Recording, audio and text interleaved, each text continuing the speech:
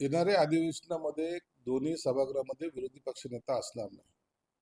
त्याचं कारण आहे की जे घटनेने दिलेले नियम आहेत त्यानुसार 10% संख्याबळ हे कोणत्याच पक्षाकडे नाही.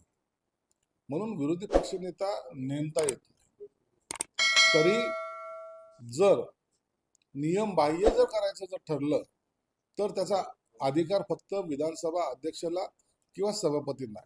म्हणून ते काय निर्णय घेतात हे पाहावं लागेल.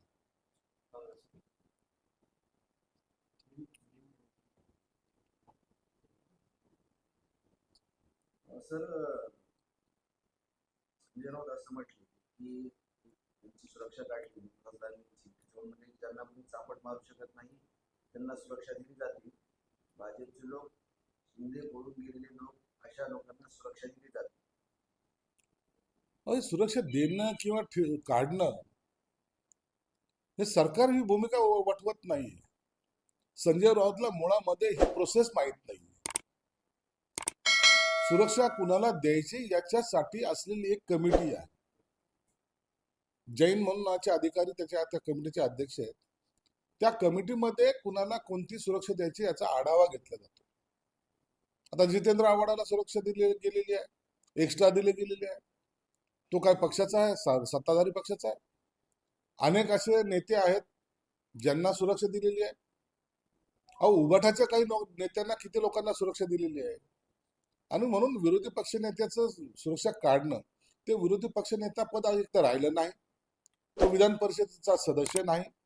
मग अशा वेळेला त्यांना सुरक्षा द्यायची की नाही द्यायचं याचा निर्णय कमिटी घेते. आणि तो कमिटीने जवळपास हे सर्व पद गेल्यानंतर 4 महिन्याच्या कालावधीनंतर घेतलेला निर्णय, म्हणजे कोणत्या घाई गडबडीत हा निर्णय घेतलेला नाही. म्हणून आता संजय राऊत सारख्याला सुद्धा कोणी चापट मारत नाही, परंतु तरी त्यांना सुरक्षा देण्यात आलेली. राज ठाकरेंची आणि शिंदेची भेट आहे, त्यावर संजय राऊत बोलले की हे अस्मिता आणि स्वाभिमानाचे शत्रू आहेत. संजय राऊतला अस्मिता हा शब्द कळतो का? अस्मिता कशाला म्हणतात? दर वेळेला मराठीचा मुद्दा काढायचा, मराठीच्या अस्मितेसाठी. म्हणजे ही सगळी ठेकेदारी ही उभाटाची आहे. म्हणजे महाराष्ट्राची अस्मिता कोण? तर संजय राऊत. महाराष्ट्राची अस्मिता कोण? तर उभाटा. मराठीचा मुद्दा कुणाचा? तो उभाटाचाच. हिंदुत्व कुणाचं? उभाटाचंच.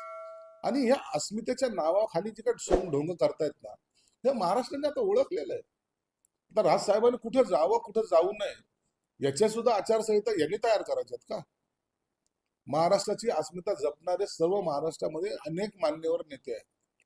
मी कोणा एका पक्षाच्या नेत्याचं नाव घेत नाही. अनेक लोक आहेत, त्यांना महाराष्ट्राच्या अस्मितेचं जतन कसं करायचं याच्याबद्दलची माहिती. म्हणून संजय राऊत सारख्या डुबलेल्या पक्षाच्या प्रवक्त्याने असे वक्तव्य करणं हे लोकांना आवडत सुद्धा नाही आणि लोक त्याच्याकडे लक्षही देत नाही.